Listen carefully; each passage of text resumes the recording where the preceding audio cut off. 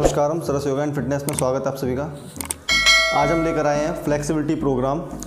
ये बिगनर्स के लिए भी होने वाला है, इंटरमीडिएट और एडवांस के लिए भी। लेकिन आज की जो सीरीज़ होगी वो सिर्फ और सिर्फ वीडियो शुरू करने से पहले प्लीज़ चैनल को सब्सक्राइब कर दें, लाइक कर दें और शेयर कर दें। और ये वीडियो लास्ट तक देखें, बीच में नहीं छोड़नी है, क्योंकि वीडियो में कुछ फैक्चुअल बातें भी हैं, वरना बाद में आपको दिक्कत हो। तो इसलिए वीडियो बड़े ध्यान से देखनी है, क्योंकि उसमें बताया कि जिन लोगों को बीपी होने कौन सा पोस्चर नहीं करना चाहिए, जिनको हार्ट डिसीज है उन्हें नहीं करना चाहिए, या जिन लोगों को स्लिप डिस्क के आने समस्या है तो वो इस पोस्चर को ना करें। तो इसलिए वीडियो बहुत ध्यान से देखनी है और लास्ट तक देखनी है। और फैट लॉस और पिछली कई सारी वीडियोस जो कि फैटी लिवर और सूक्ष्म यौगिक क्रियाएं, जो कि आपका एक तरह से कार्डियो या वार्म अप आप बोल सकते हैं, तो वो भी आप आई बटन पे ऊपर क्लिक करके जा सकते हैं, या डिस्क्रिप्शन में सभी के लिंक दिए हुए हैं, तो एक बार वहाँ से भी वीडियो चेक कर सकते हैं। तो अब वीडियो शुरू करते हैं। एक अन्य बात और कि ये जो वीडियो है, जैसे कि अभी हम बिगनर में लेके आए हैं, तो ये ना पूरी सीरीज होने वाली है जो कि 3 पार्ट्स में रहेगी। तो ये इसका बिगनर पार्ट है, इसके बाद में इंटरमीडिएट भी आएगा और एडवांस भी आएगा, ठीक है। तो बने रहिए वीडियो के साथ में। और वो जो इंटरमीडिएट पार्ट है वो आपका आज मंडे है, आपको वेडनेसडे को वो मिल जाएगा। और अगर वार्म अप की वीडियो चाहिए तो प्लीज़ बता दें, उससे पहले वो भी अपलोड कर दी जाएगी। Thank you so much. चलते हैं कि आपकी फ्लेक्सिबिलिटी का लेवल जो है वो एकदम से 0 है, तो ज़्यादा जल्दी नहीं करनी है। पहले कम से कम 1 हफ्ते तक देखना है। अगर 1 हफ्ते में आपकी फ्लेक्सिबिलिटी इम्प्रूव होती है तो फिर आप उसके बाद में, चूँकि हम जो इसका सेकंड पार्ट है जो कि इंटरमीडिएट के लिए होने वाला है, वो हम अभी इसी वीक में लेके आएंगे, और उसके एडवांस भी शायद इसी वीक में ही आ जाएगा। तो आप ज़्यादा जल्दी ना करें, पहले एक बार अपने आप को चेक कर लें। अगर ये वाला अच्छे से हो पाता है, आप सहज हैं ऐसे करने में, तो आप इंटरमीडिएट और उसके बाद में एडवांस पे जा सकते हैं। और उससे पहले अगर आपने अभी तक जो पिछली वीडियो थी स्लिप डिस्क, फैटी लिवर और फैट लॉस के ऊपर ऑलमोस्ट एक सीरीज़ हमने बनाई हुई, जिसमें 2 वीक का प्रोग्राम हमने दिया हुआ था, तो वो आप वो भी देख सकते हैं, चेक कर सकते हैं। उससे भी आपको काफ़ी हेल्प होगी। तो सबसे पहली जो इसमें एक्सरसाइज होगी इस पूरी सीरीज़ में, तो उसे हम स्टार्ट करेंगे सबसे पहले नेक स्ट्रेचिंग से। और देखिए, वार्म अप बहुत ज़्यादा ज़रूरी है। अगर वार्म अप आप अच्छे से नहीं करते हैं तो उससे आपको इंजरी के बहुत ज़्यादा चांसेस रहते हैं। तो बेहतर होगा कि वार्म अप के लिए अभी शायद वैसे मैं एक पिछली वीडियो बना चुका हूँ जो कि सूक्ष्म यौगिक क्रियाओं के ऊपर, लेकिन फिर भी अगर आप चाहें तो मैं नेक्स्ट वीडियो एक इंटेंस वार्म अप के ऊपर लेके आने वाला हूँ। वार्म अप कम से कम 15 से 20 मिनट का होना ही होना चाहिए, ये कंपलसरी है। अगर आप सिर्फ 5 से 10 मिनट देते हैं और एक ओवरऑल, तो आप हल्का फुल्का ही वर्कआउट कर सकते हैं। इंटेंस ट्रेनिंग के लिए 15 से 20 मिनट का वार्म अप होना ही ज़रूरी है। उसमें इतना टाइम लग ही जाता है ऊपर से नीचे तक बॉडी को वार्म अप करने में। और उसके लिए आप जो सूक्ष्म यौगिक क्रियाएं हैं, यहाँ आई बटन पे क्लिक करके आप जा सकते हैं पिछली वीडियोस पे। और दूसरा, इन सारी वीडियोस के लिंक मैं डिस्क्रिप्शन में दे दूँगा, तो वहाँ से भी आप चेक कर सकते हैं। तो चलिए अब शुरू करते हैं। तो सबसे पहला जो इसमें स्ट्रेचिंग का पार्ट रहेगा, तो हम एक हल्का फुल्का, क्योंकि मैं वार्म अप कर चुका हूँ ऑलरेडी, लेकिन फिर भी मैं यहाँ पे थोड़ा सा वार्म अप का पार्ट करके दिखाता हूँ। सबसे पहले हम स्टार्ट करेंगे नेक से। नेक में आपको स्ट्रेचिंग करनी है, तो नेक स्ट्रेचिंग कुछ इस तरह से रहेगी। टाइमर लगा लेते हैं 1 मिनट। सारी एक्सरसाइज को साथ के साथ हम परफॉर्म करते जाएंगे और टाइमर को इंक्लूड रखेंगे इसमें।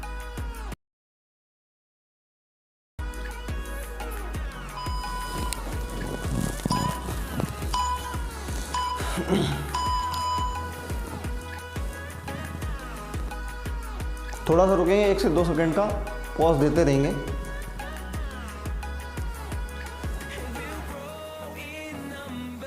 यहाँ पे आपको जो अपने शोल्डर से, यानी कि कंधों को बिल्कुल भी ऐसे यूँ करके ऊंचा करके अपने कान से टच नहीं करना है। शोल्डर्स जहाँ पे हैं उन्हें वहीं रखेंगे, या चाहे तो हाथ ऐसे नीचे रख सकते हैं।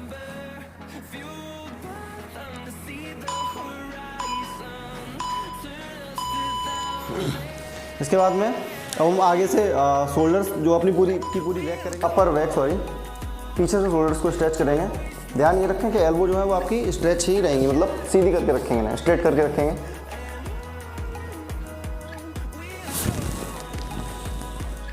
दो से 3 सेकंड का पॉज लेते रहेंगे हर बार स्ट्रेच में, जो कि उस जगह की मसल स्ट्रेच होती है ना, और ब्लड सर्कुलेशन बढ़ सके।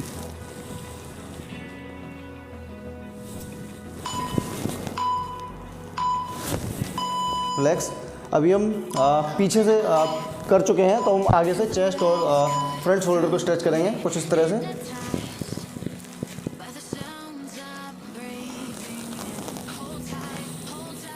सांस भरते हुए नीचे जाएंगे। जिन लोगों को वीपी की प्रॉब्लम है या हार्ट रिलेटेड कोई भी प्रॉब्लम है तो वो लोग इसमें ब्रीदिंग होल्ड करके नहीं रखेंगे बिल्कुल भी, और बहुत ही मिनिमम सांस लेंगे कम से कम, और गर्दन को इस तरह से आगे ही रखेंगे, यूँ पीछे ना करें। इसके बाद में हम 30 सेकंड का होल्ड मारेंगे। श्वास बात ध्यान रखें, जिन लोगों को बीपी या हार्ट रिलेटेड प्रॉब्लम है तो वो लोग होल्ड नहीं करेंगे, और ऐसे पीछे सर किसी को भी नहीं करना है, आंखें खोल के रखेंगे और इस तरह से आगे रखेंगे गर्दन को। इससे आपकी फ्रंट पूरा पूरा एब्डोमेन एरिया, आपकी थाइज पे भी स्ट्रेच आता है अच्छा खासा, आपके चेस्ट पे भी आता है, आपके फ्रंट शोल्डर्स पे भी आता है। एल्बो एक ये दोनों हाथों की, थोड़ी देर रुकेंगे, रिलैक्स। अब हम करेंगे कटी चक्रासन। इसमें आपको अपनी जो है कमर को ऐसे टर्न करना है, हाथों को इस तरह से कर सकते हैं, इस तरह से रख के यूँ ऐसे मूव करा सकते हैं।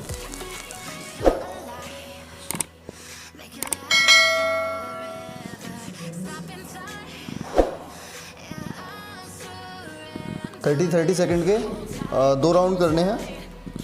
30 सेकंड पहले एक साइड होल्ड रख सकते हैं, आप चाहें तो 10 सेकंड के 3 राउंड भी कर सकते हैं। लेकिन अगर आपको फ्लेक्सिबिलिटी इंप्रूव करनी है तो 30 to 45 सेकंड तक होल्ड जो है वो कंपलसरी है। एक बार फिर से ध्यान देंगे, इसमें इस तरह से दूसरे वाले अपोजिट शोल्डर को ऐसे पकड़ना है, और ये पीछे, और जो जिस हाथ को पकड़ा हुआ है जिस शोल्डर को, उस वाले हैंड को जो है आपको इस तरह से घुमा के रखना है। कटी बोलते हैं कमर को, तो इस तरह से आप होल्ड रखेंगे। ब्रीदिंग इनहेल एक्सहेल करते रहेंगे।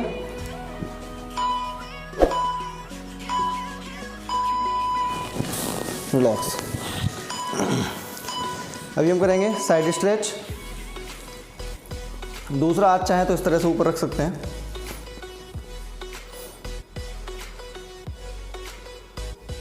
थर्टी सेकेंड होल्ड रखना है। इसमें आपको इनहेल नहीं करना है, हो सके तो एक्सहेल करके ही रखें, यानी कि श्वास आपकी बाहर ही रहेगी। तो हाथ जो है वो इस तरह से यूँ ढीला नहीं होना चाहिए, ऐसे एकदम स्ट्रेट स्ट्रेच रखते हुए अपने इतना स्ट्रेच करें आपका शोल्डर जो है वो टच में रहे आपके। स्लोली वापस इनहेल, एक्सहेल। पैरों की स्थिति को ध्यान में रखें, पैर जो है वैसे बाहर की तरफ मूव ना हो, एकदम सामने की तरफ ही रहेंगे। कमर जो है वो आगे या पीछे यूँ नहीं होनी चाहिए, एकदम ऐसे बिल्कुल साइड में खिंची हुई। होल्ड रखेंगे, 30 सेकंड तो रखना ही रखना है। आप चाहें तो 10 सेकंड करके 3 बार भी रख सकते हैं। उसके बाद में स्लोली वापस। अभी हम करेंगे अपना फ्रंट, इस तरह से पंच बना के अपने दोनों हाथों को पीछे रखना है। एल्बोज को थोड़ा अंदर की तरफ दबा के रखेंगे और इनहेल करते हुए ऐसे आगे से बेंड होंगे। गर्दन आगे ही रखेंगे, यूँ पीछे ना करें, जिससे आपको चक्कर आ सकते हो। आंखें खुली रखेंगे, इनहेल एक्सहेल करते रहें।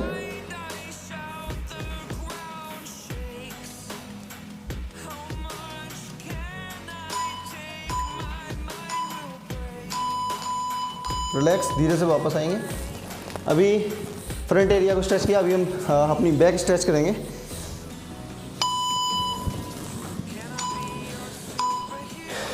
बैक स्ट्रेच में ध्यान रखना है, जिन लोगों को माइग्रेन या सर्जरी हो रखी है या लंबर स्पाइन में बहुत ज़्यादा दिक्कत है, तो वो लोग इस एक्सरसाइज को हो सके तो इग्नोर ही करें, या करें तो ध्यान रखें इस तरह से आप अपनी कमर रखेंगे। सिर्फ इतना ही चाहेंगे, आपको पूरा नीचे नहीं रखना, अपने हाथों को ऐसे हैंग रखना है। और यहाँ पे आप चाहेंगे ऐसे तो इस तरह से स्प्रिंग की तरह थोड़ा सा मूव करते रहेंगे। कमर को बिल्कुल भी ऐसा ना होने दे एक बार भी। इससे जो है वो आपकी लंबर में अनवांटेड स्ट्रेच पड़ेगा, आपको अपने पेल्विक पे ही सिर्फ स्ट्रेच देना होता है। जो लोग इस वाली एक्सरसाइज में अगर नीचे तक जा सकते हैं, अगर टच कर सकते हैं तो अच्छी बात है, लेकिन आप विशेष ध्यान रखेंगे इस तरह से करके बिल्कुल भी नीचे ना जाए, स्पाइन ऐसी ही रहेगी। ये इस बात का विशेष ध्यान रखें। इस तरह से आप जाके यूँ ऐसे रख सकते हैं, और चाहें तो ऐसे पकड़ के अपनी जो है फोरहेड को नीचे हिस्से बोन के पास में ले जा सकते हैं। यहाँ घुटनों पर नहीं लगाना है, ध्यान रखें। ठीक है, अभी हम करने वाले हैं नेक्स्ट जो एक्सरसाइज है, तो उसमें हम 2 बार होल्ड लेंगे 30 सेकंड का, इसमें हम ग्राउंड टच स्क्वाट्स जो हैं, जिन्हें कि हम मल्लासन बोलते हैं योग की भाषा में, तो वो करने वाले हैं। लेकिन इसका तरीका थोड़ा सा अलग रहेगा, तो वो आप देखेंगे। तो मल्लासन के लिए दोनों पैरों को वेस्ट लाइन पे फैलाकर खड़े होंगे, यानी कि कमर की दूरी पर। उसके बाद में यहाँ से बैठेंगे इस तरह से, और दोनों हाथों को इस तरह से जोड़ेंगे और फोर्स करेंगे बाहर की तरफ। हो सके तो थोड़ा सा पैरों को और बाहर कर दें, यानी कि जितनी की आपकी एल्बो जा सकती हैं। इससे क्या होगा, आपका पेल्विक रीजन जो है वो स्ट्रेच होगा। आपका पीछे से जो हैमस्ट्रिंग्स और आपके क्वाड मसल्स जितने भी हैं वो सारे के सारे स्ट्रेच होंगे। इस तरह से रखना है। स्पाइन स्ट्रेट रखनी है, कुछ लोग स्पाइन ऐसे कर लेते हैं, तो ये नहीं करना। इस तरह से होल्ड रखेंगे 30 सेकंड का।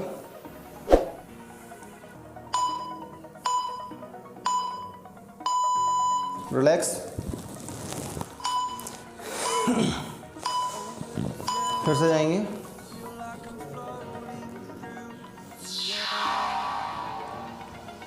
इसमें आप इनहेल एक्सेल करते रहें और ध्यान रखें, मतलब जो है बॉडी ऐसे आगे या पीछे मूव ना कराएं। स्पाइन स्ट्रेट रहेगी बिल्कुल।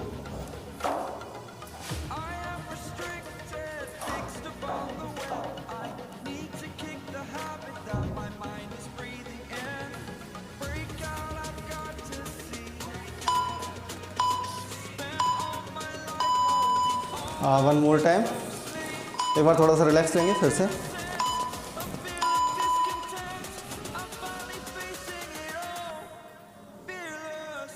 आप टाइमर लगा के रख सकते हैं। मैं एक ऐप का लिंक डाल दूंगा जिसे आप यूज़ कर सकते हैं अपने वर्कआउट के दौरान, क्योंकि बहुत लोगों को दिक्कत होती है सिर्फ स्टॉप वॉच या तो टाइमर लगा के रखते हैं, वो सिर्फ एक ही बार के लिए होता है। और ये टाइमर जो है आपको कंटिन्यू हेल्प करेगा आपके पूरे वर्कआउट के दौरान। 30 सेकंड का होल्ड रखेंगे। ब्रीथ इन, एक्सेल और इनहेल करते रहेंगे कंटिन्यूसली। उसके बाद में रिलैक्स। बस अभी हम अपर बॉडी और हाफ लोअर बॉडी ट्रेंड कर चुके हैं, तो अभी हम अब आएंगे पूरी तरह से लोअर बॉडी को ही अभी हम स्ट्रेच करेंगे। तो इसके लिए हमें पहले बैठ जाना है।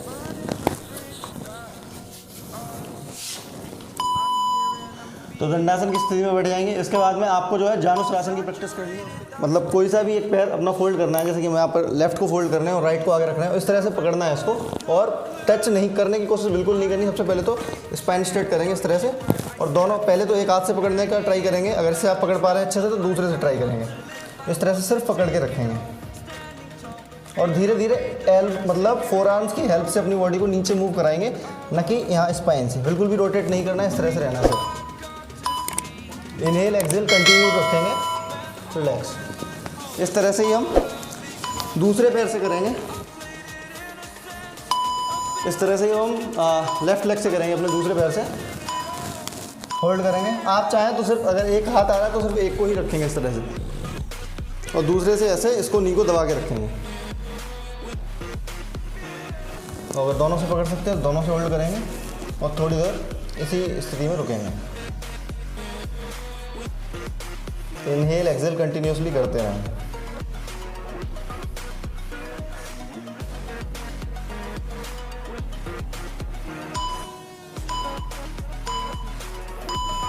रिलैक्स। इसके बाद में दोनों पैरों को एक साथ में करेंगे। ऐसे सिर्फ पकड़ेंगे, यहाँ पकड़ सकते हैं, यहाँ नहीं। अगर पकड़ में आ रहा तो आप यहाँ पे भी पकड़ सकते हैं, यानी कि एंकल से ऊपर।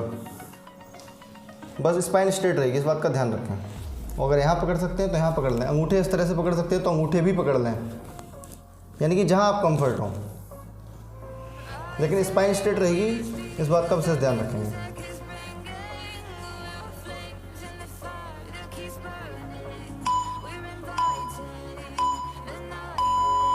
रिलैक्स। अभी लेग्स को स्ट्रेच करने के बाद में अभी हम करेंगे हिप ओपनिंग। आपको इस तरह से अपने एक पैर को रखना है दूसरी वाली जंघा पर, यानी कि थाइस पर, और ऐसे ऊपर स्ट्रेच करना है। इससे आपकी जो है हिप मसल स्ट्रेच होंगी। स्पाइन को स्ट्रेट रखें, अगर ऐसे रखेंगे तो स्ट्रेच पूरा नहीं मिलेगा। प्रॉपर स्ट्रेच लेने के लिए स्पाइन स्ट्रेट रहेगी इस तरह से।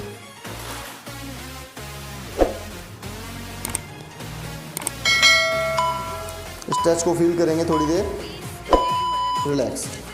अभी दूसरे पैर इस तरह से पकड़ना है, ग्रिप करना है पैर को। स्पाइन को स्ट्रेट करेंगे ऐसे, और यूँ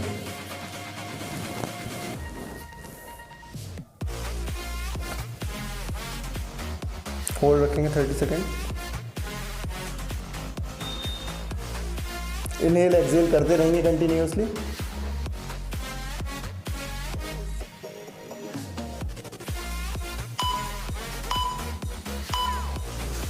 relax.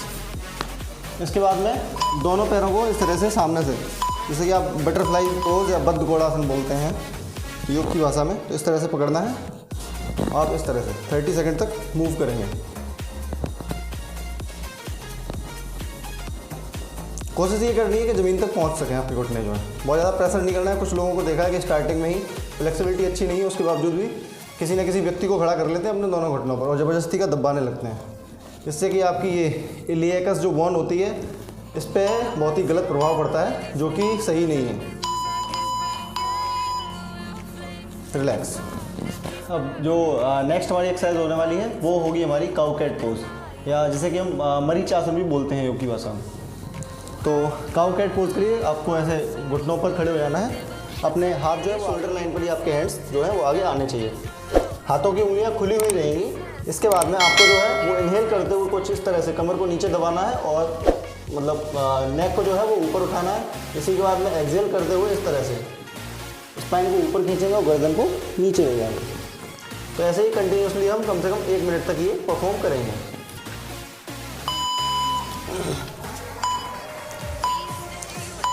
Start. Inhale, exhale, slowly flow में करेंगे। इनहेल, एक्सहेल, साथ के साथ शोल्डर भी स्ट्रेच करेंगे। Inhale, exhale,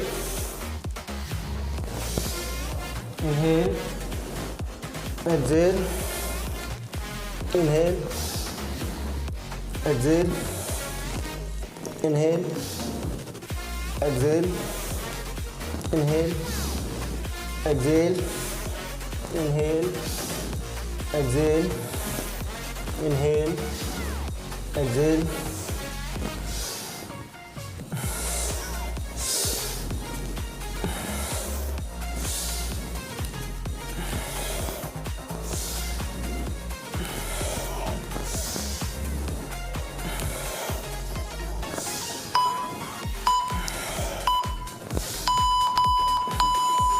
relax. इसके बाद में हम करेंगे डॉग पोज, या जैसे कि स्वान आसन कहते हैं। तो उसके लिए आपको जिस तरह से काउ कैट पोज में थे वही उसी स्थिति में हाथों को वैसे ही बना रहने देंगे। बस पंजों को इस तरह से अंदर करना है, उंगलियों पे आना है पैरों की, और यहाँ से ही बॉडी को उठा देना है और पीछे बॉडी को इस तरह से स्ट्रेच करना है। ऐसे बॉडी ऐसे स्ट्रेच करेंगे। और ध्यान रखें कि जब आप इस तरह से पीछे को स्ट्रेच करते हैं तो शोल्डर पे स्ट्रेच आना चाहिए, पहली बार। दूसरी बार आप अपनी नाभि की तरफ देखेंगे, नेवल की तरफ ऐसे। और तीसरी बात का विशेष ध्यान ये रखना है कि आपकी जो हील्स है वैसे ऊपर उठी रहना है। कुछ लोग पैर बहुत ज़्यादा पीछे कर लेते हैं इस तरह से, तो ये नहीं होना चाहिए। पैरों को कुछ इस दूरी पर रखें जिससे कि आपकी एक तो बॉडी बैलेंस में है, दूसरा जो है आपकी हील लगती रहे, जिससे कि आपके पूरे के पूरे हैमस्ट्रिंग, क्वेड्स, इन सारी मसल्स पे स्ट्रेच आता रहेगा विद काफ, हील और मतलब each and every joint of your body from back side and upper front side. Relax. यहीं से आप कंटिन्यूसली स्वान आसन करेंगे कम से कम 15 से 20 सेकंड का यहाँ पे आपको होल्ड लेना है। उसके बाद में आपने पंजे पीछे खोलने हैं और यहाँ से आपको स्नैक पोज या जिसे भुजंगासन बोलते हैं, तो ये परफॉर्म करना है। क्योंकि हम फ्लेक्सिबिलिटी के लिए कर रहे हैं तो भुजंगासन में आप पूरा ही उठेंगे। और जब भुजंगासन की बात करते हैं तो अपना इतना धड़ नीचे रखते हैं, सिर्फ अपर बैक पे लेते हैं स्ट्रेच इस तरह से, पैरों को पीछे मिलाकर रखते हैं और नेवल जो है वो आपकी ज़मीन पर ही रहती है और कोहनियाँ जो है वो थोड़ी सी सटी हुई इस तरह से। लेकिन फ्लेक्सिबिलिटी की जब हम बात करते हैं तो यहाँ पे हम जितना मैक्सिमम स्ट्रेच ले सकते हैं उतना रख लेंगे। हाथों को थोड़ा आगे रखें, ज़्यादा पीछे न ले जाएं, इस तरह से। कंधे ऐसे लूज़ नहीं होने चाहिए, स्ट्रेच रखेंगे ऐसे। 15 से 20 सेकंड या 30 सेकंड का होल्ड यहाँ पे भी लेंगे और कम से कम आपको 2 से 3 राउंड करने ही करने हैं। उसके बाद में रिलैक्स, फिर से इनहेल। अगर आप पे इनहेल नहीं हो रहा है तो आप पोज होल्ड रखेंगे और ब्रीदिंग को होल्ड नहीं रखेंगे। कंटिन्यूसली आपकी ब्रीदिंग जो है चलती रहेगी इस तरह से। कंधे जो है वो ऐसे ना हो कि ऐसे पीछे यूँ, चेस्ट ओपन रहेगा आगे की तरफ। इनहेल एक्सहेल करते रहिए।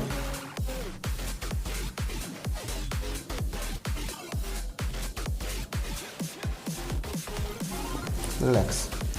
इसके बाद में आपका लास्ट और जो रिलैक्सेशन पोज है, तो उसमें आपको बस यहीं पे इस तरह से कुछ बैठ जाना है, जिसे कि हम शशकासन, बालकासन या चाइल्ड पोज बोलते हैं। इसमें आपको दोनों घुटनों के बीच में थोड़ी सी जगह बनानी है और अपनी बॉडी को ऐसे नीचे ले जाना है।